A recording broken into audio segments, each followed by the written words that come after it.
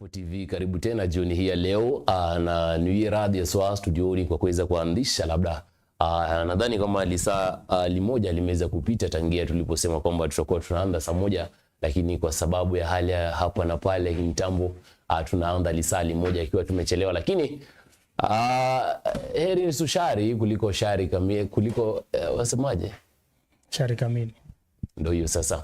Ni ndani ya The Political Temperatures mtazamaji, siku hii ya leo ya Jumapili, ambapo mliitisha nami nimezidi kumleta ambaye ni mchanganuzi ambaye labda mmeishia kumpenda kutokana na uchanganuzi wake na pia weledi wake kwenye mambo mbalimbali ya uongozi humu nchini Kenya, bali sio siasa peke yake. Kipindi ni The Political Temperatures, nami wako ni Vincent Okinda ndani ya mitambo ya Mofu TV, na kukaribisha tena. Karibisha wenzako, tuma link ambao iko hapo, share link, karibisha wenzako, waambie kwamba waje ndani ya mitambo hii ya Mofu TV kwa kipindi cha lisali 1.5 waweze kujua kwamba tumewaandalia nini haswa. Unavyotazama na ulivyotazama kwamba tunakupa mpangilio ama mpangilio haswa the center of discussion, ama labda tunazidi kupiga labda darubini kwenye swala la Gen Z, ambapo maandamano yameweza kupangwa siku ya tarehe 25 ambayo itakuwa siku ya Jumatano wiki hili, tuweze kujua kwamba wamejipangaje. Kando na hiyo, kuna masuala ya vyama ambao vinazidi kuchacha, mambo yanazidi kupangika hapa na pale, na Rigiji amebaki kuwa na misemo yake ya high brothers high sisters, huku akiweza kutokea pale pa one time akija kwa kazi, na sasa hivi tuko kwa high sisters. Pande mwingine kule nchini Tanzania pia tutakuwa tunapiga picha darubini ya moja kwa moja, ambapo labda nitakuwa nataka kauli ya swa ya mgeni wangu studioni kuhusiana na swala la Tundu Lissu kuweza kusema kwamba atajiwakilisha mwenyewe bila wanasheria, na pia upande mwingine njama ya chama cha CCM kuweza kukandamiza Chadema ili nao waweze kubaki uongozini. Mtazamaji wangu, kule Uganda hatujui na hatujarifiwa kwamba uchaguzi utakuwa unafanyika lini, lakini 9:10 karibu, share kama wewe ni mgeni hapa, subscribe, manake hapa tunazidi kukupakulia jinsi na namna unavyotuaminia. Karibu mzee, umekuaje? Labda tangia tulipoachana ukaenda kwenye ziara za si za one time, sio ziara za one time ni ziara za one time kule maeneo ya pwani. Umekuaje labda kipindi hiki? Tumekuwa salama. So far so good. Hatuwezi complain. Tunasalia tu kusema all our plans ziko sawa. Labda kwa kipindi ambacho umekuwa mbali, tumeweza kuona kwamba kuna baadhi ya vitu ambavyo vimeweza kutokea. Zungumzia Rigiji kuja na ni kwenye trip hiyo ambao mlienda, kama labda wale ambao hampo kwenye serikali, zungumzia chama cha Wiper, zungumzia chama cha DCP, the loyal official position. Tuliweza kuona kwamba hiyo trip ndio ilianza kuleta masuala ya high cousins baada ya one time kuweza kutokea. Labda ni nani ambaye labda anawafunza nyinyi kuweza kumpa mzee Rigathi Gachagua masuala ya misemo mbalimbali? Ndugu yangu, you see what has always been happening is you look at what is happening in the country. Ukisha realize that hiki ndicho Kenya wanataka, especially we are looking at the largest population in this country, because the youths in this country comprise of the 75%. These are the people who are the majority. So you look at what they want. So what they want is what drives you. Ukisha realize hivyo, anything you say, they will pick it up and they make it their tune.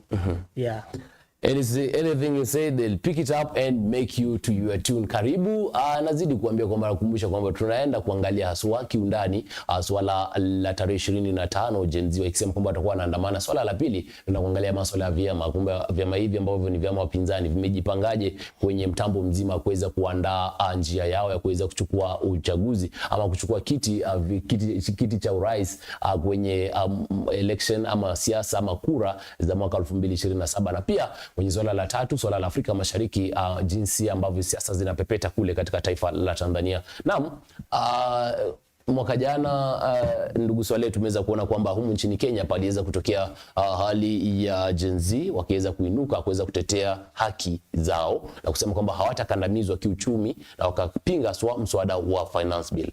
Ikaisha hivyo. Mwaka huu pameweza kuanza labda inaenda ikiwa kama labda ni mazoea ya maandamano. Ni nini haswa ni chanzo cha maandamano mwaka huu? Ni ile kwamba labda wanaendeleza walipoachia mwaka jana, ama pamekuwa na chanzo kipya cha maandamano? As a young person who has been in the streets, kwa ule muda nimekuwepo, because last year I was part of the team in the streets. Yes. Na mwaka jana tulikuwa na masuala ambayo tulikuwa tunayasukuma sisi kama vijana. Tulikuwa nasukuma masuala ya incompetency, masuala ya corruption, favoritism, clanism na tribalism. So wakati tulikuwa nasukuma masuala kama hayo, tulikuwa tunatumia tukisema Ruto must go. Ndio. Haikuwa tunataja mtu sasa tuseme kama for example Mheshimiwa Rais ndio anafaa aende peke yake. Hayo mambo yote tulikuwa tumeyasummarize kwa jina lake. Unaelewa? So that is what drove us to the streets. Na mwaka huu umesema tayari alifanyika 2024 ndio amefanyika 2025. Nitakurekebisha kidogo because in 2025 tumejaribu kufuatilia, na kwa sababu wale waliojifanya wanaeka public participation, wanajadili masuala ya wananchi, they had already realized that if they do the way they did in 2024, mambo yatakuwa mabaya. So they realized now they wakaenda pole pole. And for us this year, whatever we are planning is ni kujitokeza kuomboleza wenzetu. Because last year during the protest we lost a very good number of young people. These are young people walikuwa wamejitolea. They wanted the better for this country, like they were looking for a better Kenya. But we had rogue officers who went ahead and shoot them. So it is because of that they lost their life. Their families are still crying. Their brothers, sisters, wives. I have a friend who lost their life. We even attended the funeral. It was so bitter. And you see some of them, a friend, Rex Masai was a close guy to me. And you see from that time up to this particular time, the family has not gotten that justice. They have always been in, court out. Up to date, they're still following up. So it is because of that, and we decided as a team that now that we were in the streets, we need to at least remember these people. We have a memorial service. We have a peaceful walk in the streets. Pale ambapo walishutiwa, we put them some flowers, at least to remember them and to appreciate whatever they started, because these are young people who decided that no matter what, it's better they lost their life rather than a country going to the dogs. So that was the goal. Now from that particular time, that's what has been always been the topic. You see, these people lost their life, but at least they opened the eyes of Kenyans. It is from them that we realize now for this government to listen to us, the only language for them is for us to go to the streets. You understand? So, and it is very unfortunate. It is not a normal thing for us in a country whereby instead of just doing the right thing, we wait for people to go to the streets until we start reacting. And I can tell you that even when we went to the streets, they didn't even respond to us well. Because after going to the streets, the same government dismissed a certain number of people. After some time, they call a few of them, then they're still doing the same. There is opulence, there is corruption. And up to this particular time, it is now at the rampage. Like up, it is in a state whereby, I don't know how I should put it. Saizi, imagine if someone meets you on the road and you ask them, now, who has the money in this country? They will tell you that there are only two individuals, Oscar Sudi and Farouk Kibet. You know, these people are telling you that it is only these individuals who are pesa hapa nchini, inamaanisha the other 98% are still suffering. And these are the things that we have been fighting for. It pains me as a Kenyan, or as part of those people who went to the streets for the same and for asking for those particular for those particular ideologies to be actualized, but the government never listened. So it is for that bitterness and for that life that we lost that we're going to the streets on 25th of this particular month. And the person who started that conversation, or the person who gave the proposal to the whole nation, was my party leader, Dr. Stephen Kalonzo Musyoka. Is the one who said that on 25th need to be a memorial day for those guys who lost their life in 2020. For 25th. Like he literally said like that. And we feel that it is a good idea. We need to embrace it, because we have been celebrating Mashujais. And you know, at this particular time, millennials, Gen Z, this other generation that is coming up, if you tell them about those guys who died a long time ago, for example, the Dedan Kimathi, we appreciate them. But you see, as time goes, they're slightly going to fade. Yes. So we better now appreciate these ones wenye wamekuja juzi, so that at least we live with their spirit, because they fought for the same thing like those ones fought for it. So hawa ni mashujaa wetu wa karne hii. Wale walikuwa mashujaa wa karne ile nyingine. That's what we are doing. Waweza sema kwamba labda haya masuala yanatokea coincidentally, kwamba mwaka jana palianza maandamano walipotokea kwamba kuna swala la finance bill, sio?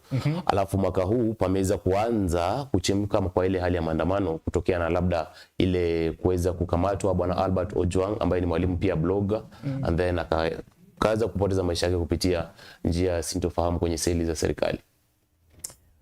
Na yote yanatokea mwezi wa Juni haswa. My brother, you see, whatever is happening in this country, it's sad.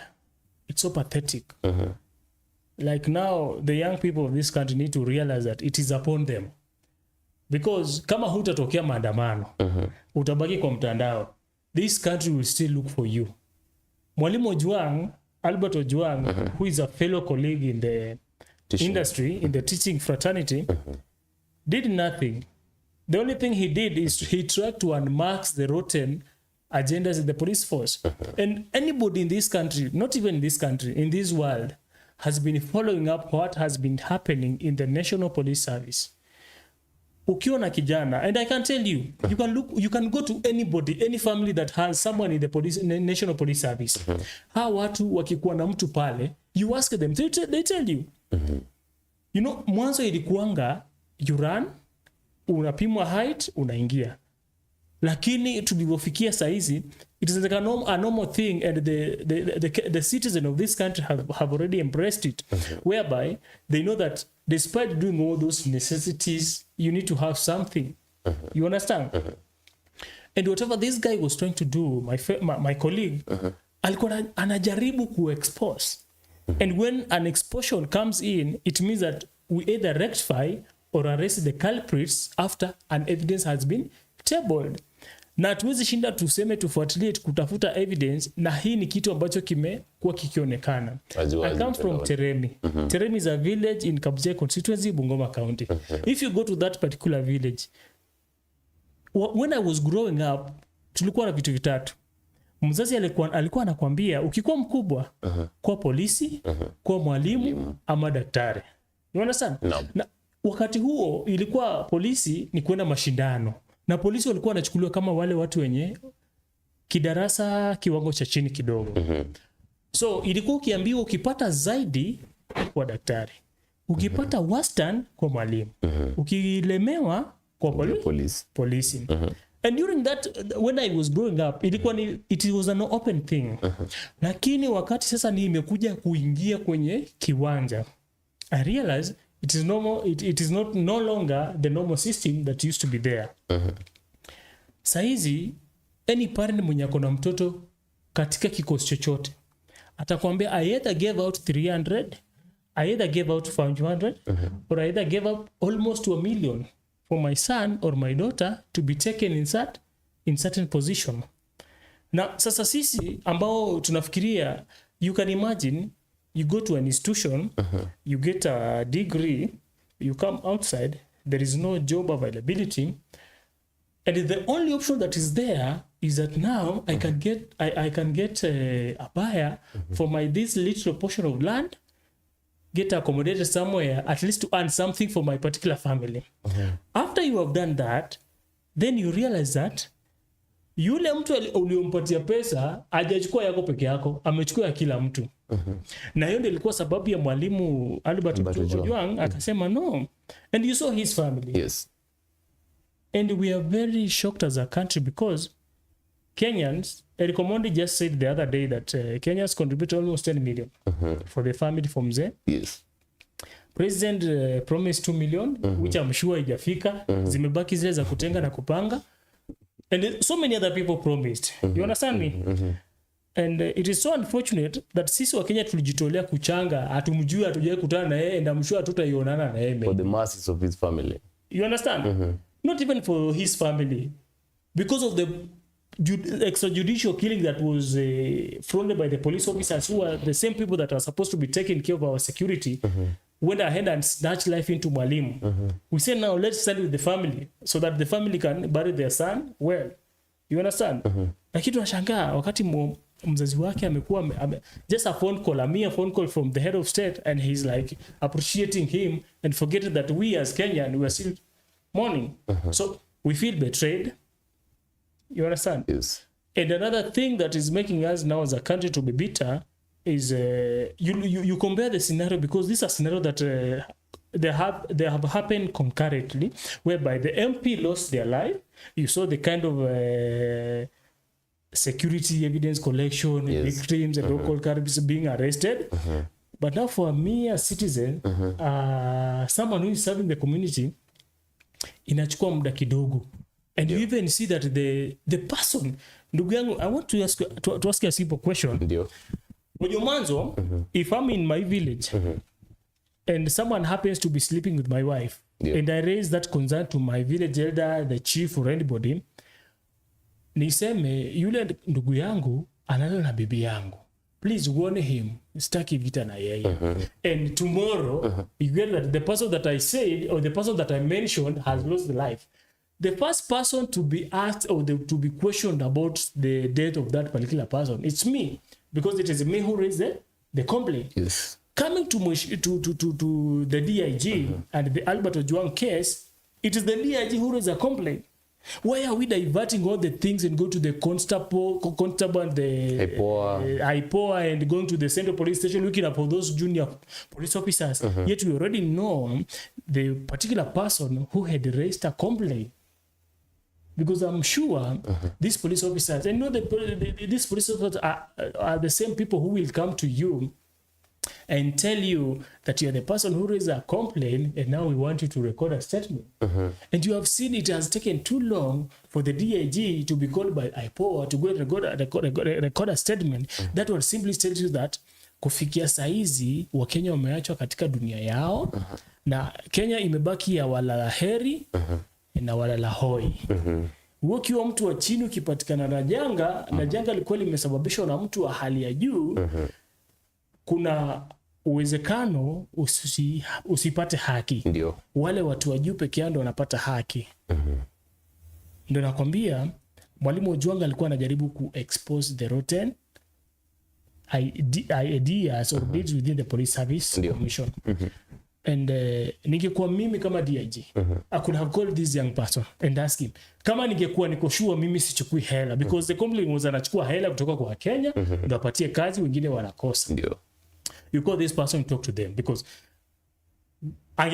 angepoteza nini kama angemuita kuja akae chini na yeye wazungumzie masuala kama hayo. So it was because of that bitterness, it's when we realized that Kenyans are on their own. Now you asked me that it happened in June last year, then it was in June. No, maybe these things, sometimes a country tries to come up with something so that they confuse you. They brought up that particular idea because they were discussing the finance bill 2025, which has already been tabled in the parliament. It has already been passed. And I think it was a diversion idea for us to focus on this particular death and as this particular idea passes. Because I think they had already done their research and they realized that if we continue this way, the country might experience what happened. And I can tell you for good that in 2024, no Kenyan, no Gen Z cause any drama, cause any killing, cause anything. It is the police service force that it was meant to defend the rights and the life of this particular citizen went ahead and shot and killed our particular fellows. So up to this particular time, what I think is kwa sababu swali lako najaribu kunikumbia na yaliyotendeka na ya saizi, it was slightly a diversion idea, because you see they started with this young guy from Kisii. There's a guy from Kisii, a blogger. He was first arrested, then after being arrested they went for Mwalimu. So they realized that if this one can be of much importance, because first he's the only child from a particular poor family. In this particular country, it is so unfortunate that currently, if your family is nobody, you're just being mistreated and you have to suffer But if your family is from, and I can tell you can go and do a research about those two individuals. The first one who was arrested, and the second one, Mwalimu Ojwang. We have seen it all in the media, whereby tumeona Mwalimu Ojwang came from a very humble background. Mzee told for all the years to ensure that mtoto anapata education. But for this other family, I think they realize that we have gone for the wrong family. This one, if we take this guy for granted, we might lose it. But now they focus on this, and this one has only been rescued by Kenyans, whereby we are asking for justice, despite being the fact that we were tried by the father. So whatever is happening now, it is something that was meant to be there. It depends on how us the young people do it, and how the Kenyan government takes it. And also, sometimes when we are doing some of these stuffs, we might be in the same age bracket, but I don't know you, you don't know me. Yes. We might be there doing all the stuffs, and you even saw it the other day, whereby that particular individual was not even in the street. He was just standing there, na akapigwa risasi ya kichwa, intentionally short range, akapoteza maisha anini, akapigwa risasi ya kichwa, akapelekwa ICU. I'm told from up to today he's still in ICU, but he might have a lost memory. So you ask yourself, why are these things happening yet we have a government in place? And serikali ambayo ilikataa mambo ya extradition. And these are government where it was telling people that when we take over power, tukiweka Biblia chini, all these things are not going to happen. And the failure of a government is determined by the rate at which it kills the young people and the women. A good government doesn't kill the young people and the women, because young people are the coming generation, and the women are the people who are going to produce this upcoming generation. So if you kill them, definitely you're killing the generation, and you're killing the future of the country. So this government needs to rethink about itself, and if it feels that imechoka, then it needs to give away for other people to take. If it feels like imechoka, lazima ipatiane nafasi kwa watu wengine wakaweze ku take over. Mtazamaji wa Mofu TV, ni ndani ya kipindi cha The Political Temperatures. Studioni sio mwingine bali ni Bwana Soleh. Kumbuka kwamba huyu ni katibu mkuu wa Secretary General wa chama cha Wiper ngazi ya vijana, anazidi kutema madini hapa ndani ya mitambo ama studio za Mofu TV katikati mwa jiji la Nairobi. Mtazamaji wangu, piga simu studioni aweza kuchangia moja kwa moja masuala haya. Kumbuka kwamba nambari ni 0794 599879, ama ukiwa nje ya mipaka ya Kenya, piga simu ukiweza kujumlisha nambari alama ya kujumlisha 254794599879, alama ya kujumlisha 254794599879. Mtazamaji wangu wa Mofu TV, piga simu uweze kuzungumza nasi studioni moja kwa moja. Tuambie kwamba unahisi kwamba kifo cha Albert Ojwang kimeweza kuchangia maandamano, ama labda ni hali tu ya muendelezo wa hali tulipoachia mwaka jana, mwezi kama huu sawia huu mwezi tu wa 6, ambapo labda tuliweza kuendeleza ama jenzi wako sawa kuweza kudai haki hadi siku ambayo ataweza kuzikwa yule bwana Albert Ojwang ambaye alikuwa mwalimu na pia mwanablogo hapa nchini Kenya. Mtazamaji wangu, na mtu ataweza kujiuliza Bwana Swaleh kwamba usalama wako kama wewe mtu ambaye labda haujapelekwa mbele ya mahakama, umeweza tu kushikwa na kuweza kupelekwa labda kwenye kituo cha polisi, usalama wako ukoje baada ya kuweza kuona masuala haya? Kwani sio tu labda jambo la Albert Ojwang, kuna sijui ni hapa nchini Kenya tu mwanadada aliweza kupitia kipindi kigumu, ambaye alikuwa ana ujauzito na akaweza kuwa na miscarriage chini ya usalama wa serikali, ama akiwa kwenye seli za serikali. Unaweza zungumzia kwamba mtu ambaye ameweza kushikwa na anasubiri kuweza kupelekwa kizimbani, how safe he or she is? Ndugu yangu, I told you the previous conversation that saizo ukichukuliwa na polisi, you need to be worried, because the police service is no longer the police service, it is now the police killing. Because now, if let's say I'm here having this good conversation with you, and a police officer anaingia pale ananiambia, my brother, because of ABCD, unafaa kuenda ujibu ama uandikishe statement. If I leave this door, from the exit of that door, be rest assured that my life is gone. Tumefikia in that particular, like tumefikia kiwango ambacho currently now ukiona polisi unafaa kumwogopa. Na pia polisi wanaogopa binadamu because saa hizi ukikutana na ndugu yako ambaye ni polisi unamshuku. Unamfika kwamba mnafungiwa tu kwa room pamoja nyinyi wawili na bunduki atakumaliza. Mmoja lazima. Because ndugu yangu, I want to give you a good example. Yes. Maybe before I talk about that one, let me just give you a history. Wakati wa Mheshimiwa Moi, people lost life. Who are killing people? Utajijibu. Wakati wa Mheshimiwa Mwai Kibaki, we had a squad that was eliminating life, especially from the opposition side.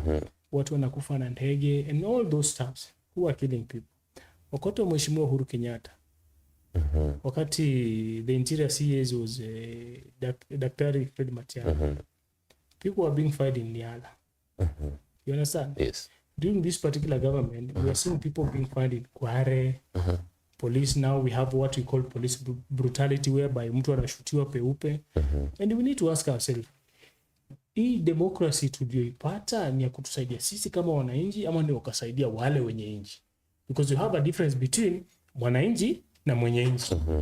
So it is because of that whereby, and the other day, you know, I'm so surprised that the other day, even Dr. Matiang'i told the country that when you talk over power, we need to restore back dignity. We need people to trust the government. Do you know what he meant? It's because currently as we speak, nobody trusts the government. Anybody who trusts the government is either employed or eating from the same government. I have had an opportunity to traverse across the country with my partner, Dr. Stephen Kalonzo Musyoka, with our other partners, and you have realized that now, if we say Harambe, yes, the citizen will respond with one term. Which na kila mahali tumeenda, the masses are speaking loudly that it is a one term.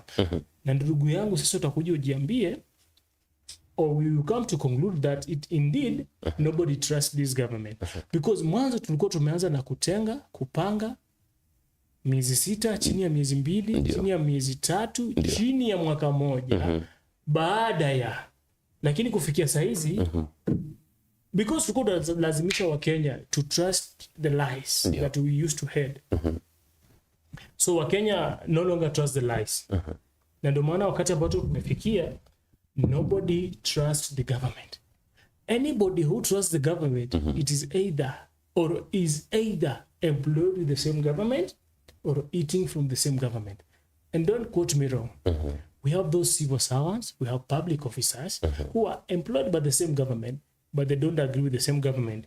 Neither do you know we have some like security purposes. Tuna kazi zingine, when you are given such like jobs, you don't have to speak against or you don't have to support. You only go with what is there. And I was talking, the other day I was talking to my colleague and I was asking him, Nyinyi bwana, so far are you government officers? Tell us what is happening. The guy was like, Sisi unajua, we only go with what is there. But I can tell you for sure, even those police officers, those rogue police officers that are shooting our fellows, yes, those people are receiving orders from above. And if you follow their history very well, you realize that it is either they're related or they're either close to their relationship with whoever is giving them command. Unanielewa? Ndio. I'll give you an example from whatever happened in the Central Police Station. Please. The DIG comes from which tribe? Rift Valley. We look at the Nairobi commander, comes from which tribe? Rift Valley. We look at the OCS, from which tribe? Rift Valley. And you look at the person who was sacrificed, from which tribe? Western Luya. Sijika unanielewa ndugu yangu? Nakuelewa. And you know, these junior officers, they're in a certain position whereby if you're good in taking orders and doing whatever the boss is saying, yes, you're likely to be given a rank. So our good friend from Kakamega, or I don't know where, but it is from Western, was following orders. You understand? Yes. So if he was following orders, we need to go and ask ourselves, where were the orders coming from? Now maybe my advice to them is that sometimes if you get an order and you know that is order, wewe personally, it is a bad order. Please don't do whatever they're asking you to do. at least have you men in yourself and ask yourself, if I do this, what are the repercussions? Integrity. Yeah, at least integrity. So if we go that way, at least tutakuwa tuna save our own society. Yes. Lakini ndugu yangu mimi niambiwe nikuje nikuue wewe. Mwanzo utajiuliza, wewe na mimi kifo chako kitanifaidi nini? Unanielewa? Na wewe pale ulipo unanisaidia nini? Unanielewa? When I weigh all those things, then I have no reason to come and take off your life. Unanielewa ndugu yangu? Nakuelewa. And he was in the police, he was recording a statement. He even witnessed that ile statement upeana ya kwanza, it was not correct, but this one is the correct one.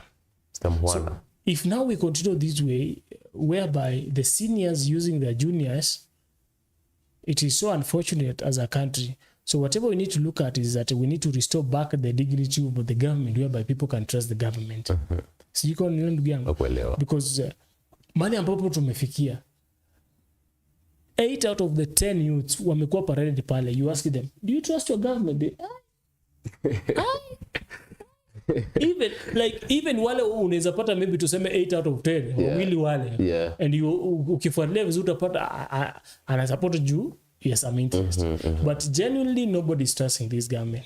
So even it is so like I'm even feeling like I'm tied between talking about it and just focusing on our own agenda, because it has done more worse than good. Kiengelea kufocus unaona agenda tarehe 25, kila mtu mitandaoni yaswa na wengi pia majirani zetu zungumzia Uganda, Tanzania na pia Rwanda, Burundi wanatarajia kuona kwamba labda hali ya maandamano nchini itakuwaje. Waweza sema ukiweza kulinganisha na kisa ambacho tumeweza kuona wiki ambalo limeisha, magunza ambao waliweza kujitokeza kupinga yale maandamano. Unaona kwamba tarehe 25 hao watu ambao wanajiita kwamba ni wenye kulinda mali ya Nairobi, ya jiji, wana uwezo, wana nafasi ya kuweza kusimamisha maandamano tarehe 25. Ndugu yangu, it's also sad that mimi nikiwa kiongozi, I have a responsibility to protect the life of the citizen. I have a responsibility to create more job opportunities. I cannot have a responsibility whereby I look at you and I say, huyu ana kitu anafanya.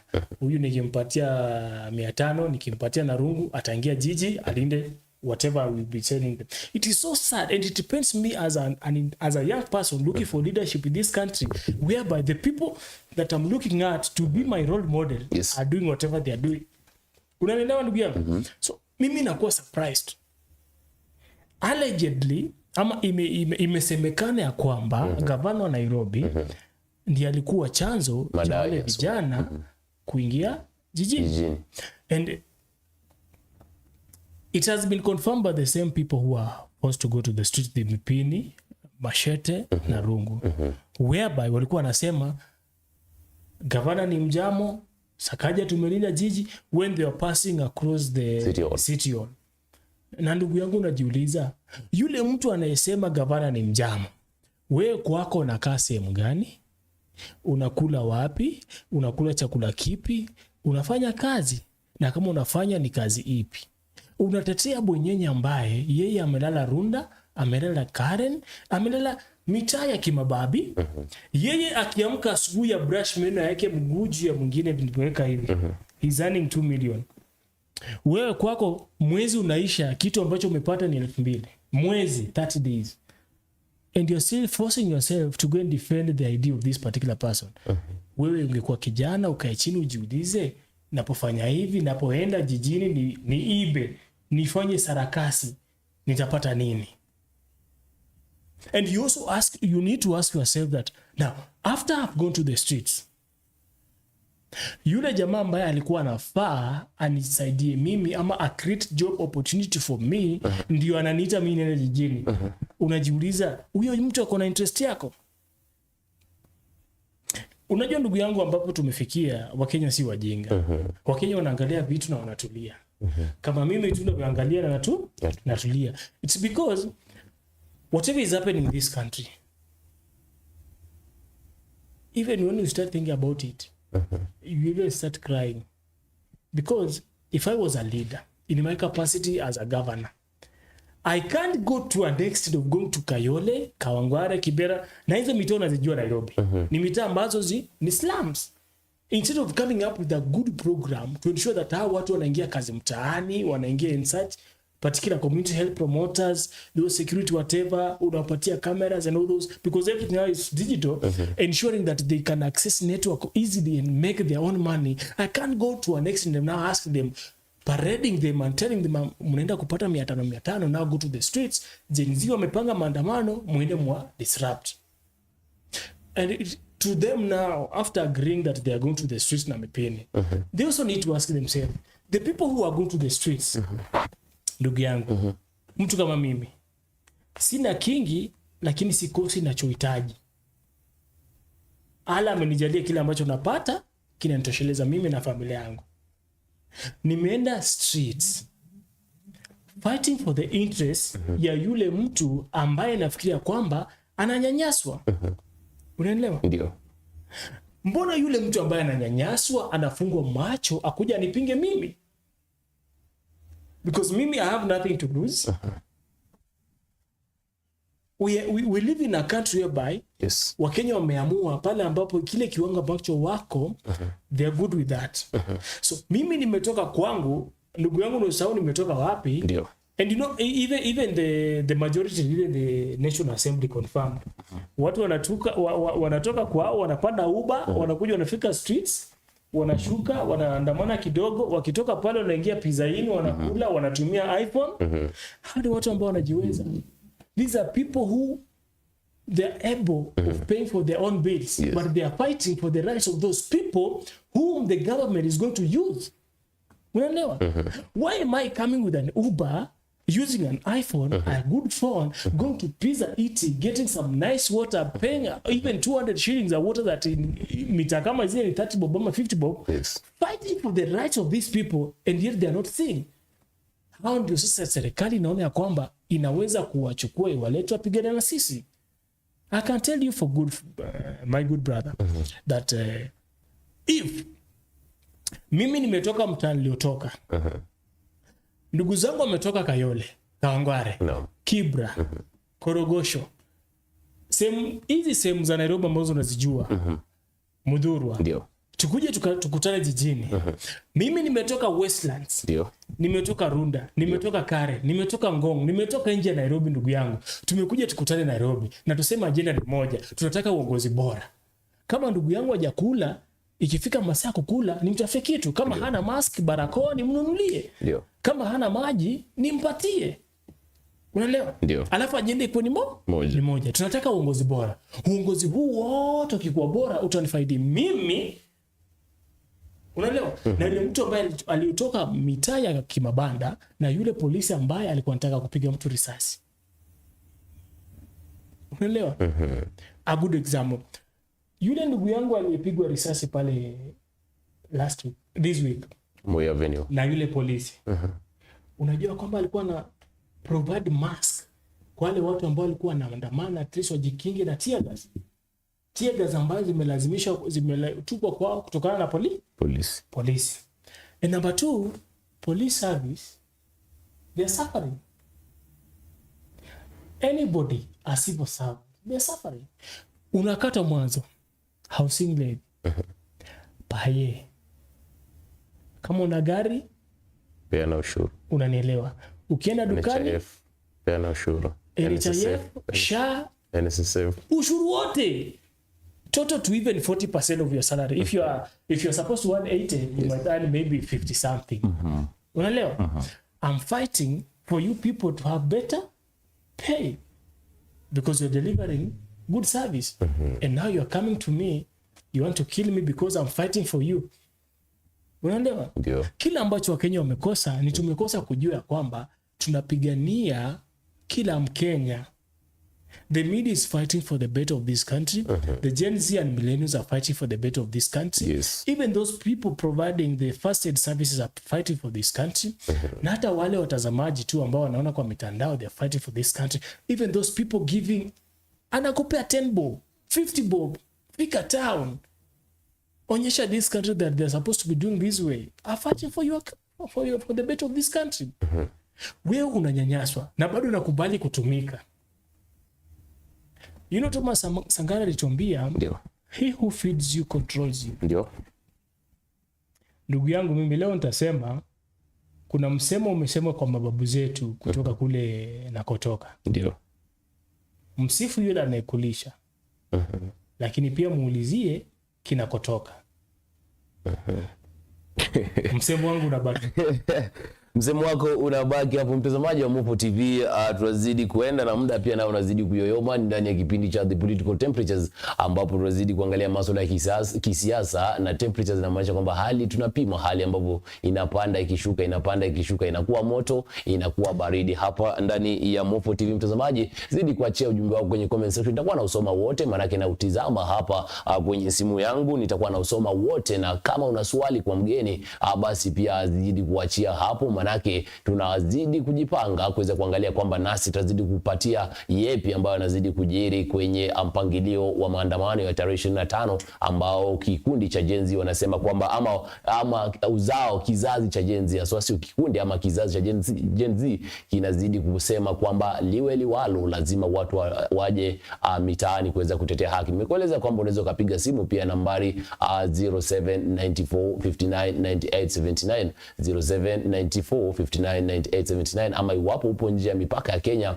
piga simu kuanzia ukianza na alama ya kujumlisha 254794599879 tuweze kuzungumza nawe studioni moja kwa moja, tuweze kutuuliza kwamba kuuliza swali labda kwa mgeni wangu aweze kukueleza mustakabali uliopo wa Gen Z wanaposema kwamba tarehe 25 ni lazima waje kuwalilia wenzao. Na iwapo basi unatazama na wewe ni mgeni, consider subscribing. Unapo subscribe unatupa nguvu nasi ya kuzidi kufanya kupiga mbizi kwa niaba yako, kwa Mopo TV is your passport to adventure. Mimi ni Vincent Okinda, tunazidi kuendelea na masuala haya mtazamaji. Na mswali kuweza kumaliza swala hili la maandamano waswa, labda na maswali mawili tu ambayo labda kwa haraka tungependa uweze kuyagusia.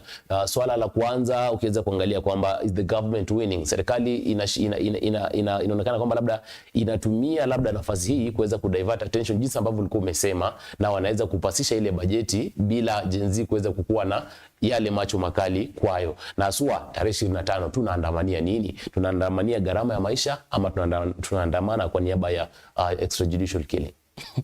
Ndugu yangu, wewe sasa ukipatikana streets ama umekuwa na chance ya kwenda streets, what are the most spoken thing that the Kenyans are asking currently ni ile extrajudicial killing, kwamba watu wanakufa kwenye seli za serikali. Ushajijibu ndugu yangu. Now if we go to the streets, we are going to ask for the justice for those people who lost their life in the hands of the police officers, the people who are meant to protect our life. But unfortunately, when the Henen snatch our life. Now, and number two, we're also going to remember those people who lose their life during the major. And Kenya will never be the same. Immediately after the 25th of June in 2024, it will never be the same, whereby kuna watu wataamka tu waende waandamane because of a finance bill, na waingie bunge, waingie senate, wafanye waliofanya. If it will happen, maybe another generation. But kila ambacho kilifanyika mwaka jana, tarehe 25 mwezi wa Juni, ndio ndugu yangu, hiyo ni historia. Because number one, when the citizens enters the National Assembly, enters the Senate or the upper house in this country, yes, and the citizen chases away the leaders, the representative. We don't have to call them the leaders. We need just to call them the representative of their jurisdiction. And these leaders run away, led by their leader, who is the speaker, runs away. And the citizens start eating in the same house, whereby these so-called leaders normally sit there and make laws. Citizens are eating from the same house. And citizen goes to an extent of pulling off the flags and the mess. And you even saw the mess. There was a young person who donned himself into the official letter of servants of the Senate and took off the mess. If only that one is taken, it means that the government was overthrown. The power was taken over by the people. And that is the first chapter in the Kenyan Constitution. The power belongs to the people. And the people have taken over their power. It means you are left powerless. So it was something yenye any wise person could have done, or any wise person, whatever that was supposed to be done by that particular individual with that particular government, was to go back into their factory setting and go back to the people and seek mandate again, so that they come back. Whoever wins comes back, whoever loses go to the villages. But now, because of the ignorance toward democracy, now they came and washed our eyes with, we have dismissed the whole cabinet. And the unfortunate thing is now we are calling the people like Ikina Joho, people whom we don't know their certificates, just because they have some engineers. They have some whatever we call massaging oil to our economy. Now we integrated them into the cabinet. I was asking a question: is the government winning in this situation? Because as people are focusing on that extrajudicial killing, the budget. From where I see it, yes. From where I see it, yeah. I know the government itself and those people who are in the government thinks that they are winning. An example I will give you that these people are doing what we call empowerment program. You see the soprano guy is in a particular place. You see the PO of the president is in a particular place. Yes. You see some MPs in a particular place. Yes. And you're going to say women empowerment, border, and whatever. You understand? Yeah. Okay, it is good maybe to feed over our money, and the money that we have looted from the same people for them to clap for us. It is also good. Yes. But I can tell you for free that the citizens need to ask themselves, why are we clapping for these individuals? And this is the same money that they're supposed to be giving with the priorities. You can't tell me that you are giving in a one function, you are giving over 5 million, and the national hospital, the Kenyatta National Hospital, is lacking a machine of only 2 million. And you're telling the government that we are still working on, and the government is telling you that we are still working on it because there is that procurement and we don't have the money. People are dying because of chronic diseases. People are dying because of cancer. People are dying over diseases. Imagine something like malaria. The government is not able to control it. People are dying in our camps. You understand? But that one, people are still dying because of cattle rusting. Something that the government can give it to an end. But see, this government inaweza enda ikatembea, tuseme kama juzi walikuwa upande wa Bungoma wakatoa zaidi ya milioni 10 kwa mama mboga. And you ask yourself, really?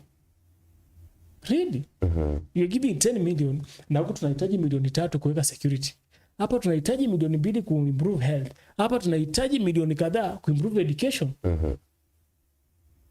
So from where I see it, the government is losing. But from where they see it, they will tell you that you're winning the masses by doing those whatever they call empowerment program. Lakini nakwambia ndugu yangu, what remains to be constant.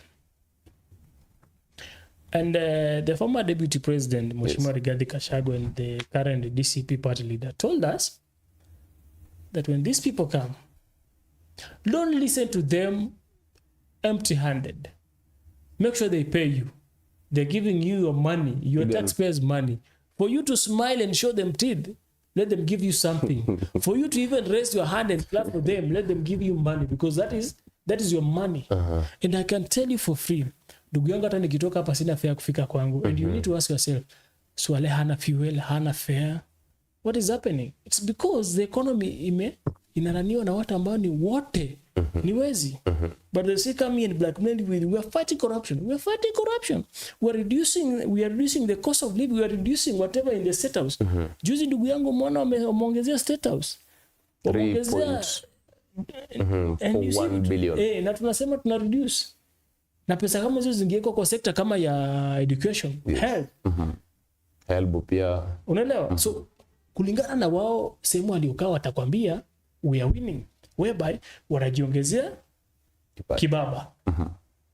Alafu wanakuja wanadanganyia wa Kenya. Na ndugu yangu, hata ukiangalia bajeti ambayo ilikuwa imesomwa juzi, if these people are really genuine, why are they giving the security apparatus more than the health and education? Kwa nini ulinzi wetu tuipatie bajeti ambayo ni ya juu kushinda elimu na health? Binafsi unahisi kwamba ni hali ya kulinda kura? It is a program. It is something that they already agreed that this is the only way you can protect our votes. And they don't have a vote. ndugu yangu hata nilipokuwa nakuja nilinunua maji kwa duka. And I also bought some stuff and they asked me for my ID. And I asked them, unajua tukiwapea ID tutakuwa tushapiga kura because now we don't trust anybody. Yes. When your data is already taken, una feel like these people are going to use it at their own benefit. So wherever they sit, they will say, we are winning, but wherever we are sitting, they are losing. And the majority always have it. If you parade here 10 individuals, 8 will tell you that the government is going to the wrong direction. We have even seen these pollster, are they called the polling programs? These firms that always rate info track and all those Mizani, they said that the highest percentage of people, almost 70%, are saying that the government is losing direction. Only 30% are saying that the government is on the right track. And within that particular 30%, 20% are working for the government or are with the government. The 10% are beneficiaries of contracts and tenders of the same government. So when all said and done, and now we are saying that now we are going back to the streets, I'm telling you, this government will left with the 2%. I think tutakuwa tunachukua muda unazidi kuyoma, nadhani unaenda mbali. Tutakuwa tunachukua labda simu kwa wakati huu, but I think we'll roll into the next page, the page of maybe the mambo ya vyama sasa hivi, jinsi ambavyo yanazidi kujipanga. Leo afika kwamba kila mtu anazidi kujipanga kwa niaba ya hizi mbio. Kumekuwa na baadhi ya semi mitandaoni kwamba yule Moses Kuria anawania kiti cha katibu mkuu wa chama cha Jubilee. Jubilee kimeweza kumregesha Uhuru Kenyatta kama aswa the party leader. Mpangilio wa SWA kuweza kuzungumzia kwa kwanza tu, wewe kama katibu mkuu wa chama cha Wiper upande ngazi ya vijana, unaweza zungumzia kwamba mpangilio wenyu ni upi SWA mnapokaa chini? What do you advise your juniors? What do you advise your comrades in the same direction as Wiper party? You see, ndugu yangu, pale ambapo tumefikia, even our party members, you don't have to hide any information from them. They already know. Even our party members, the people that are lead, they already know that this is the direction they're taking. So wewe kwenda kuongea, labda ni kuwapatia tu motisha na kuambia now we are going on this. Lakini Wakenya washaamua. Washasema Ruto ni one term, na rais anayekuja atakuwa ni Kalonzo Musyoka. Mtu ambaye hana dosari, mtu ambaye si muuaji, mtu ambaye si mwizi, mtu ambaye hajaiba mali yote ya serikali, na mtu ambaye ni mcha Mungu. Unaenda ndugu yangu, lakini si mcha Mungu ya wale ambao walikuja ati Bwana asifiwe nikiweka Biblia chini na shika sijui nini. Wale ni wakora. Ni mtu ambaye anakuambia nitafanya, ifanyike, sitafanya, sitaweza. Unaelewa? Ndio. So maybe when you talk about Moses Kuria, him going back to the Jubilee, you know Jubilee is part of us in the loyal oppositional political parties. My opinion is he might be a mole. Because this is an individual who has been a cabinet secretary in this government, has been an advisor to the president in terms of the economics. And this individual is still fighting to come back to the official opposition party, Jubilee, and want to run for the SG. That one simply tells you that this is an individual who is likely to be a mole. So for me, if I was a member of Jubilee, I would not have supported him. First and foremost, Moses Kuria has a political party. Was it CCM? Chama cha Mashinani? Chama CCM, yeah. And has a representation within Kiambu and whatever counties.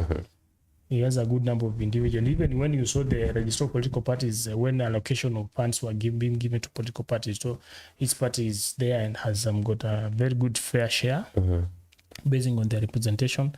And this individual is coming to join the official opposition political parties. This is an individual who has an agenda. If I was a member of our Jubilee, I wouldn't have supported him. You'll ask me, nimesema mara mbili, but that's my stand. Because ndugu yangu, we know that politics has no permanent enemy or friendship. But first you need to ask yourself, has he resigned? Because Moses Kuria the other day was being auctioned. What happened that now he's not being auctioned? You know, it is so funny that the advice of the economic status of the country is being auctioned. So what are you going to advise this country? It means that we're going to advise this country to be auctioned. And this is an individual who has now been sent to come and now go and post practice in Jubilee. He was a cabinet secretary for trade at some point. Yes.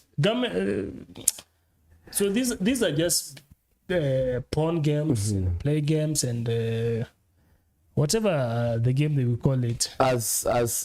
As Swale right now, you've been going all around on different social platforms and different media stations, of course, advising youth to join the political party. Not once, not twice here at Mofo TV, you've also mentioned it. And while now they're joining, they know the Gen Z will say like, we are tribalists, we are like, hatuna ukabila, hatuna maswala labda. We are just one thing. We are Kenyan, of course. We are united by the flag. Wakati ambapo labda hawa vijana sasa hivi tunapoelekea uchaguzi wanaingia katika hivi vyama, wanaingia ODM, wanaingia Wiper, wanaingia DCP.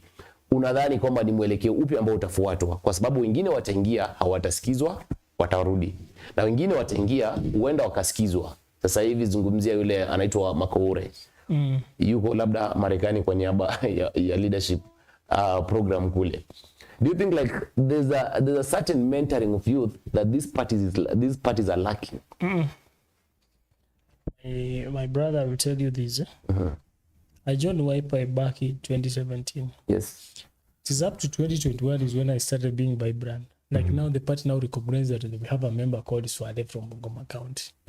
What normally happens within the political party is, what are you bringing on the table of a political party? Because we have supporters, we have cheerleaders, we have party members, and we have candidates of our political party. So within these four, where are you? If you are a cheerleader, or if you are just a member, then remain to be a member. Don't complain. But on myself, I told, after going within that particular period, and now coming to be the acting as G, immediately after being the deputy SG of the young people, I realized that a political party and even other party members will only know you when you're in an influential position. You might be a Wiper member, he might be a Wiper member, she might be a Wiper member, but you don't know each other. All of you are supporting this particular party from whatever jurisdiction you come from. But now, if you are not in that particular influential position, nobody's going to listen to you. And my advice to the young people, we have a problem. A country cannot be having 75% or more population of the young people, yet these political parties, when you go to the membership, you realize that the older and the women are the majority and the young people are not there. We can't be the minority in a political party and you expect us to make the decision. So for us to make a decision in a political party is to have numbers. And a political party is just the same way as a national assembly. You can only make a decision, or your decision can only be taken serious when you have numbers. Ndugu yangu, you might have a very good idea, but so long as you're the minority, there is nothing that can be done to you. I can give you an example. I'm in Wiper political party. The origin of Wiper political party is in Kitui, but it is majority Makueni. I come from Bungoma. Bungoma has maybe is one of the counties that has got the slightest number within the Wiper political party. We go to representation. Bungoma is less represented in Wiper than in the region whereby it is the origin of the Wiper political party. And you ask yourself, why am I not getting a position to be vibrant in this particular political party so that we be at the same table with those people coming from those regions that have got the powers and influence within the political party? You understand? Yes. So the moment you start asking yourself about those questions is when you realize that now we can only be having a voice when you have a representation. Ndugu yangu, I don't want to lie to you. All these political parties, be it those in government, be it those in opposition, they're just like the National Assembly. If you don't have the majority, you belong to the minority, wait for your small fair share. If it doesn't reach you, don't complain. Maybe the political party, there is that law from the registrar political party whereby you need to get at least 21 counties to be registered. Or maybe you have to go to an extent of reaching to those regions whereby you're not you're not the majority, but at least have a representation. Or we call it where you're balancing the tribes. And that's why you can get Swale from Western as the sector general of the young people in the Wiper, the democratic movement. But now if we align here all the members to vote for Swale, you realize that Swale might get even the fewest votes because of where they come from. So all these political parties, they have their stronghold and they have their otherwise regions. Rigathi Gachagua seems to understand the ground, the language of the ground. As DCP main slogan says like skiza ground. Rigathi Gachagua seems to going in the right direction when he seems to be the topic of discussion each and every day. Unapata kwamba Rigathi Gachagua, some like a good percentage of Kenyans are discussing his slogans.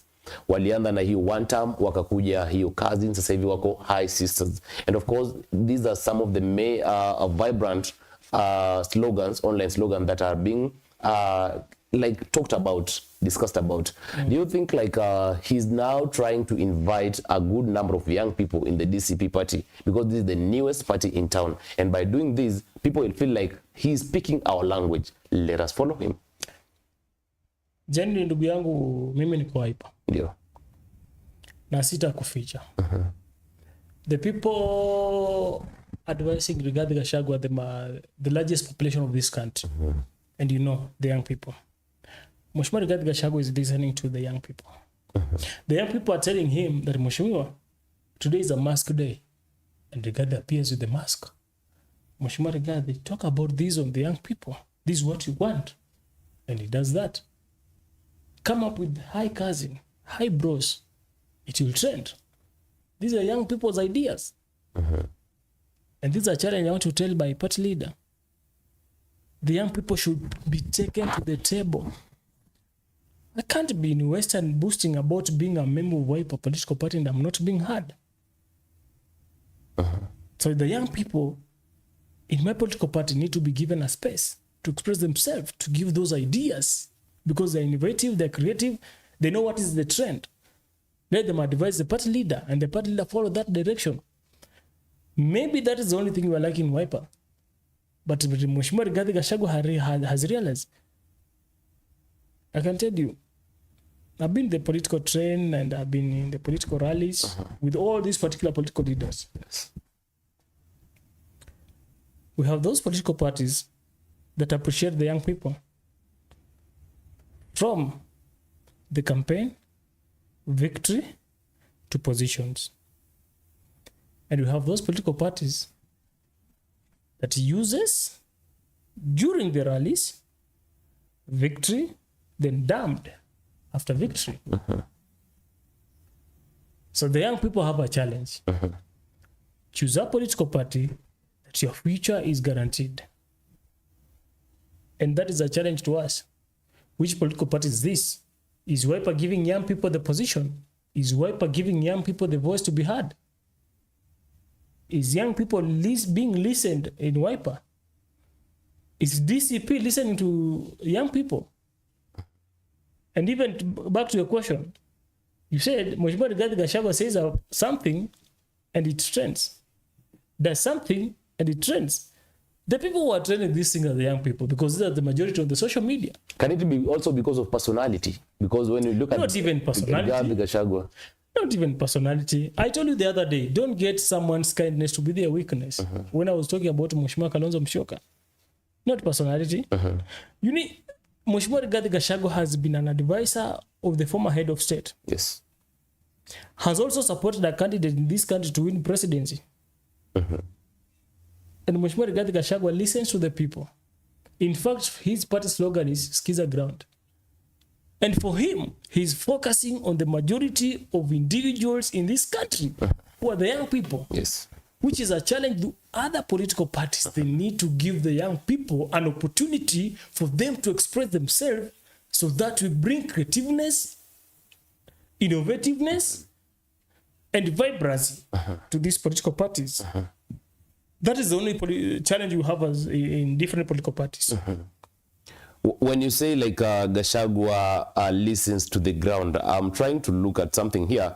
And last year, aswa wakati wa maandamano, alikuwa na wakati wa maandamano ndo yakiwa yameanza, so alikuna post moja ambayo imekuwa ikitrend akiwaambia Gen Z aswa when you are going to confront police officers, did you expect them to kiss you? That is an advice from my father. That is an advice from my father. You don't have to get to take in when your father tells you that ukienda usiku utapigwa risasi. Utasema babaka amekuta na uende upigwe.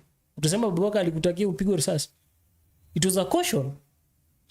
And ndio, in fact umeanza vizuri. When you go to the streets, do you expect the police officers to kiss you? And they were killing the statement doesn't start with don't go to the streets. You understand? The statement, it is open and clear. When you go, you have already decided that you're going. So he's simply telling you that, please, let me even drop the police word. When you go to the streets, you don't have to expect the police officers to come and kiss you. It means, or it simply means, unapenda kwenye maandamano, protect yourself. Yes. That's an advice from my father. He didn't have another agenda. He didn't have another agenda, mtazamaji wa Mofo TV. Hapa ni ndani ya kipindi cha The Political Temperature. Tunazidi kuimbiza muda, manake pia mgeni naye ametoka kwingine na anaelekea kwingine, na lazima tuweze kukimbiza muda, ndiposa tunazidi kuweka focus yote kwenye masuala haya. Tutakuwa tunaangalia pia baadaye haswa kwenye labda vipindi vingine hayo masuala ambayo labda tunaweza tukachangia moja kwa moja kupitia njia ya simu, tutakuwa tunayafanya kweli, mtazamaji wangu. Na labda tu bwana Swale, tukiweza kusonga mbele kwa haraka tu, siku ya juzi aliweza kurejea nchini Kenya rasmi sasa baada ya kuweza kuachia kazi ya kigaibuni, acha niseme, bwana Fred Okengo Matiang'i. Na alikuwa anazungumza na baadhi ya wanahabari akiweza kusema kwamba kuna ile mikakati ambayo labda yeye anaona akaiweka kwenye njia itaweza kusaidia taifa la Kenya. Na sasa hivi there is no taking those, like hakuna kukaa nyuma na kusema like we are blaming anybody. Kila mtu asimame, tutetee na tuikomboe nchi yetu. Unaona kwamba huyu anaweza kaunganishwa na nani kuweza kuitetea nchi ya Kenya? Kuunganishwa vipi? Kuunganishwa labda awe as the loyal opposition. As the loyal opposition, nyinyi kama loyal opposition. Yangu as the loyal opposition of political parties, as much as we are saying that everybody should go back to their, Kenyan votes is always a tribal. Yes. Na sitaki nikudanganya. All these kingpins, look at them. They are keeping kingpins from where? Kingpins from a certain particular community. Yes. So for you to come to the table and discuss for us that you want this particular position, ensure that your own community fully backs you up. Now, after we have talked that it is fully backing you up, then we look at the numbers. Your community, how many numbers do you have? You have 2 million. How many do you have? 3. How many? 4. You come to Western around 11. But they don't turn out to vote. That's the only chance that the Western regions has. It will always be, it will always continue to be used, reused, and used, and being dumped. Because they don't vote in one basket. Western region is the only region whereby we have a democracy whereby you can vote for any candidate, any political party. And I can tell you, since the revolution, Western region has been voting for ODM. Up to date in 2022, majority of the MPs from Western region are from ODM. And we have for the Kenya, we had the ANC, we have the UDM, we have that political party of Jirongo. I don't know the name. We also had those small political parties. We have DAP and US Conservative. Why is it that the own political party from the own community are not having the majority? That is from Western. Go to Central. Democratic. When it is URP. When it is Jubilee. When it is UDA, it is UDA. Go to Rift Valley. So democracy is muchly found in Western. So for us, coming over Dr. Matiang'i, it's a good gesture whereby we see him as a patriot. He feel like the country is heading to the wrong direction, and he feel like he has the capacity to reclaim back the glory of this country. So him coming back simply tells us that he's indeed into this fight with us. And you see the official loyal opposition political parties comprised of WIPA, led by Mheshimiwa Stephen Kalonzo Musyoka. Yes. We have DCP led by His Excellency Rigathi Gachagua. Yes. We have Jubilee, the leader. We have Dr. Matiang'i in Jubilee again. We have that one from Meru, We have Justin Muturi, the former speaker, and the former cabinet secretary. All these individuals will sit down and will decide, basing on the numbers, basing on the support, basing on the seniority, basing on the capability, and basing on the outcome from the entire country. When you are done with your community, your region, your tribe, now we look at the outlook from the entire country. And now they will now decide who to be the flag bearer. But for us in Wiper Political Party, we have told our party leader that you have supported other people for over 15 years. Yes. Now it's your turn to be given that particular support. And you're expecting nothing than the presidency. Those are the young people from Wiper Political Party, and they have told the party leader that way. So whatever they go to that particular table, whatever they go to discuss, let them discuss, but the outcome, we need Dr. Sivili Kanzo Musyoka to be the flag bearer. Regardless. Be supported by the number 2 from any other political party or any other region. Now, I think... you can even ask me why I come from Western and I'm supporting someone from Mwaka. It might not be logic. I'm not tribal. Yeah. I look at the personality. I look at the support, the ethics of an individual. Also, your background matters a lot. From my own community. Yes. Since I started education up to my last level into the University of Nairobi. No kingpin came to my rescue when I was crying and asking for any help. I got the first help from the Wiper Political Party through a nominated MCA in Makueni County, called Heshima Mtula. They gave me a fully one financial year fee when I was in second year. They supported my campaign. And the person behind that was SKM Foundation. Stephen Kalonzo. So I cannot now, kwetu wanasema usipake mchango ukiona kizuri kinakuja. It is only from that I feel like I need to support him. I have the mandate to support him. So if even Right Honorable Raila Odinga now feels that nimesupportiwa na Kalonzo sana, let me give the hand back. He's doing what I've been doing for some time. There's somewhere before we go to the issue of Adani and Raila. Kuna mahali ambapo ulisema kwamba wakati ambapo vijana wewe uliingia katika chama cha Wiper mwaka 2017 mapema zaidi hadi until 2021, that is when you now that is stepping to the other levels and other stages. Do you think like the current youth might have that patience to wait, enter a political party, get to know how it works and how it operates, and then have that patience kwamba one day these ideas I'm carrying for this party will blow out, or we don't have just time for that? My fellow young people can, and indeed they can. If I made it, they can also make it. The only thing that we need is patience. So patience hapo maybe dinaweza kuwa changamoto kidogo, but they really can do it.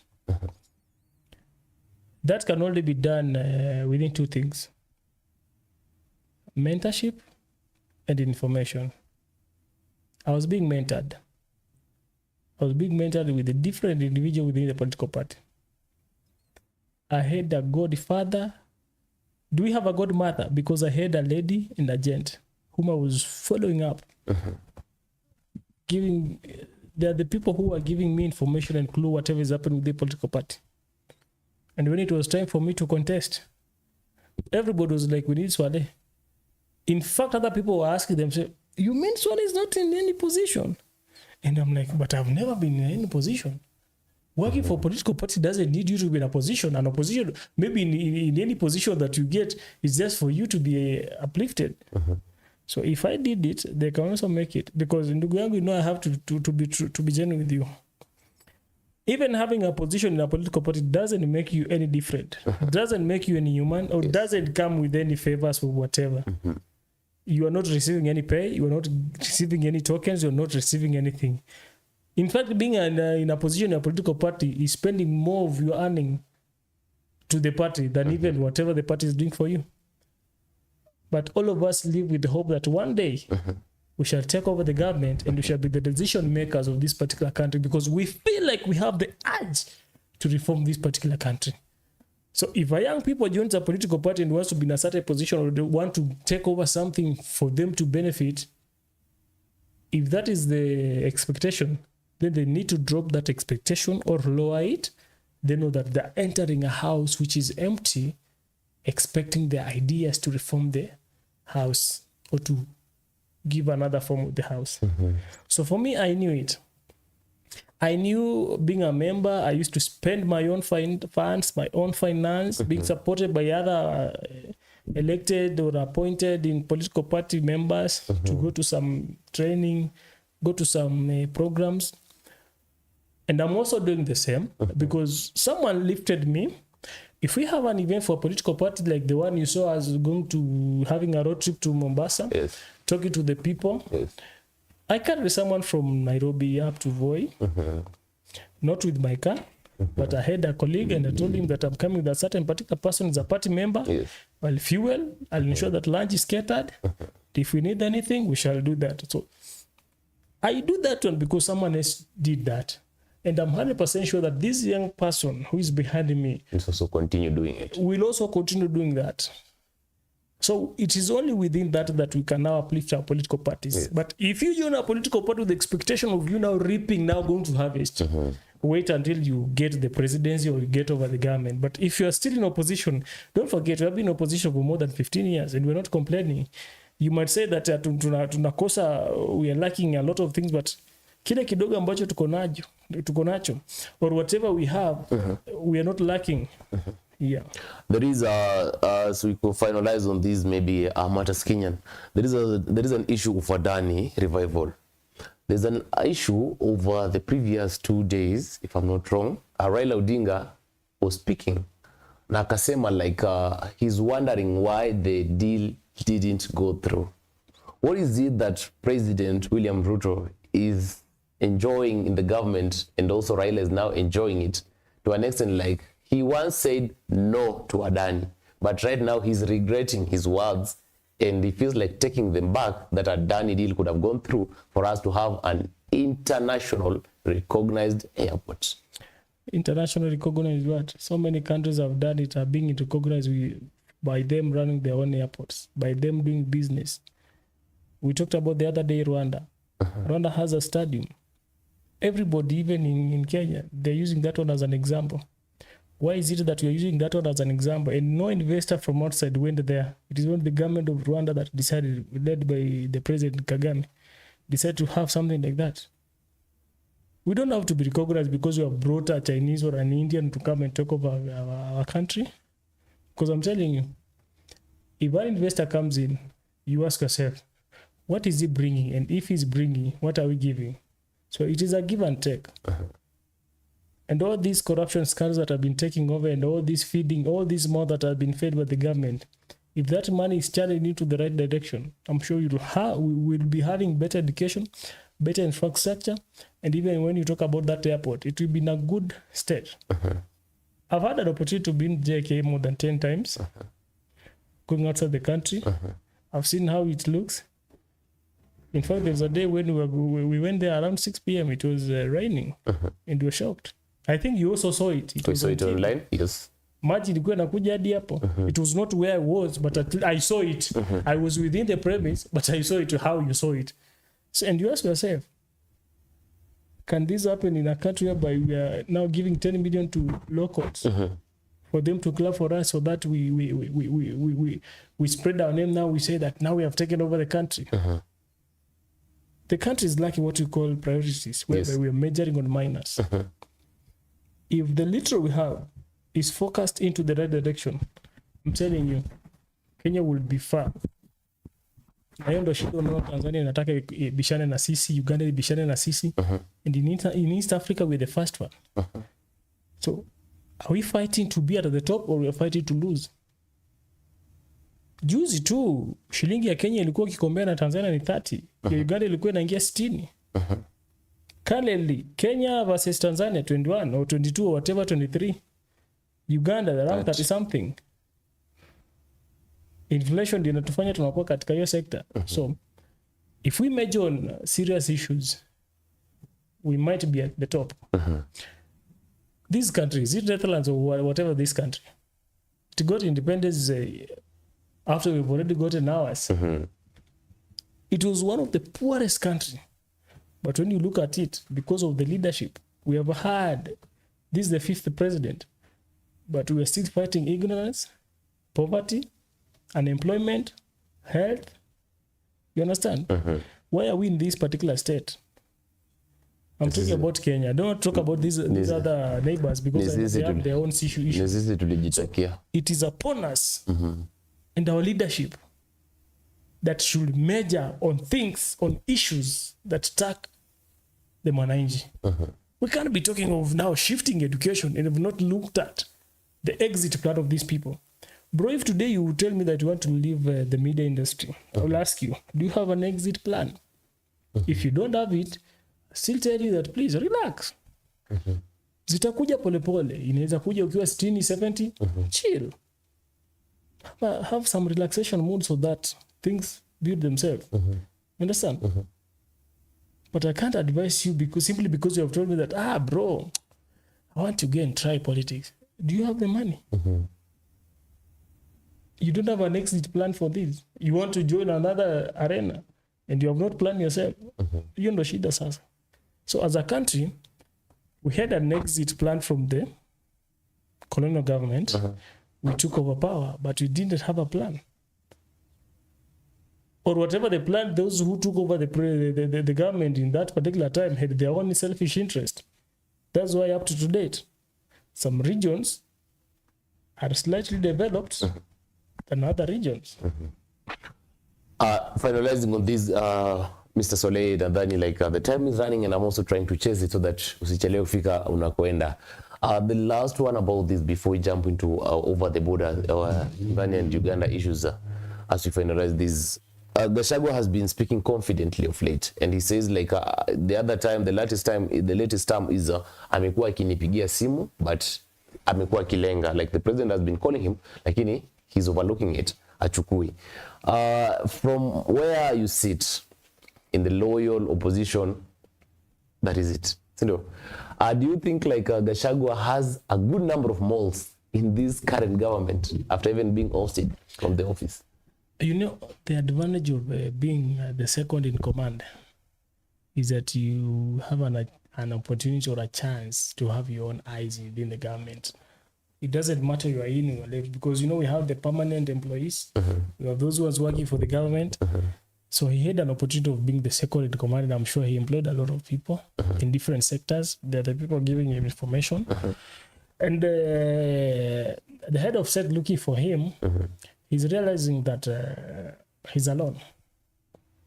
Na katika mapenzi ama katika ndoa, wakati unaachana na mwenzako, the one who complains too much is missing the other person. So you ask yourself, who is the one complaining too much? I don't want to go much into that, but the person complaining too much is the person who's missing the other one. I will be entering the last bit of this because time is really running and it will be a bit unfair if we fail to tackle this because Kumpata Swale is once in a while. He is a busy man trying to organize and also preach the good education about the leadership in the Republic of Kenya in different capacity, being the Secretary General of the Youth League in Wiper Party hapa nchini Kenya. This is the second oldest party after ODM in Kenya. I think Soleil, there has been maybe a plea from our friend and our follower kabisa kutoka katika taifa la Tanzania ambaye yuko Marekani, anaitwa Daktari Harris. Alikuwa anazungumzia kwamba labda it would be good if we also have some flash about the Tundu Lissu, akisema kwamba atakuwa anajiwakilisha mwenyewe kwenye mahakama msimu huu ama labda kwenye kesi ambayo imeweza kubakia, kesi za uhaini. Una mtazamo gani wewe, mtu ambaye labda umepata access ya moja kwa moja working and also offering some of the educational programs on the leadership kwa upande wa Tanzania? Lissu anasema kwamba atajiwakilisha mwenyewe, hahitaji wale lawyers kwa sababu hana nafasi ya kuwa na kikao cha faragha nao. If you are a victim of the state, before you come to that before you conclude yourself that you want to represent yourself, it means that most of your representation has been worked on. That is number one, or has been suppressed. That is number two, or has been compromised. That is the only way whereby a victim can decide to represent themselves. And for most developed countries, you can only represent yourself if you are part of the system. For example, if in the law fraternity. And Liso has been a lawyer for over 20 years, has that experience. I looked at his profile. He's a good guy. So for him to reach that decision, I'm sure he thought it wisely. And I'm sure he's, in one way, Mheshimiwa Lisu, the chairman of Chadema, seriously want to take that war into his hands. He's fighting for the Tanzanians. And he feel like if he genuinely fight for the Tanzanians, for the freedom of, in terms of economy and whatever, for Tanzanians and democracy, him alone, it is going to give a good picture. And, if you're fighting for your own freedom, you can't be compromised. The chances are very low that he might be compromised. So for him, deciding that he's going to represent himself is a good move. And not representing yourself doesn't mean that it is you alone. It is you to be the lead of the council that is representing you. For example, a question comes and they're asking you, and maybe you have not done some research about it. This other team will work on it, but he just wants to be the lead of that. So we have no problem with that. And you also saw that our senior lawyers from this country, when they tried to go to Dar es Salaam, they were brought back to the country because of whatever the regime have. So for Mheshimiwa Lisu reaching that decision, he thought it wise, and I think for me, it is a good decision. As a fighter, be at the front. So he wanted to be at the front. Is it an operation from the current government under the CCM? Kesi yake ni kisiasa. Orchestrated by politics. Yeah, it is a political case whereby he was, they are running a campaign called the No Reform, No Election. No Reform, No Election. They're only asking for reforms, which for us in this country have been asking for it for some time. Some guys asked for it during the BBI. We even asked it during the IBC selection panel. We asked it during those individuals who are selected. So it is a normal thing. It's a political thing. It's only when that those ones in power think that they will never leave power, so they suppress you. The democratic heavyweights how can I put it? But looking at Tanzania democratically, CCM has been leadership for the longest time. Since independence. And right now, Chadema wants to try and bring... It has tried for several times. Yeah, but for this time, they are a bit louder than they were. And because the young people have realized that we can only rescue ourselves. And now John Heche, who's maybe tribe yake iko part of Kenya and part of Tanzania, is trying to stand up so strong in absence of Tundu Lissu presence, in the absence of him, of course, and trying to preach the no reforms, no election. Is Chadema having any chances of going to conquer CCM? They have, if they plan well. But I want to give you a history of KANU in Kenya.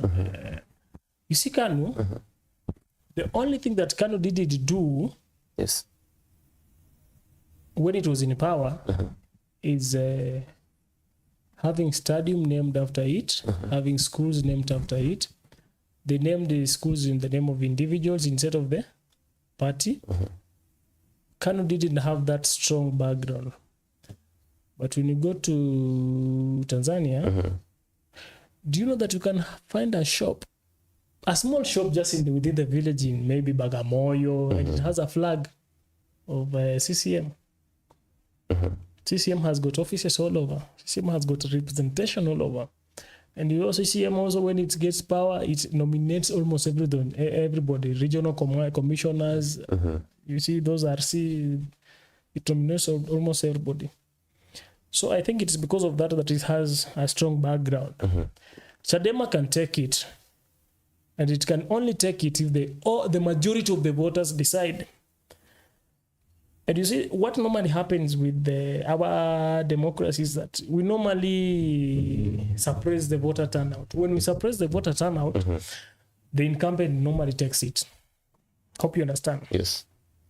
So long as the voter turnout will be low in Tanzania, Chadema will not sail, but it will have a good number.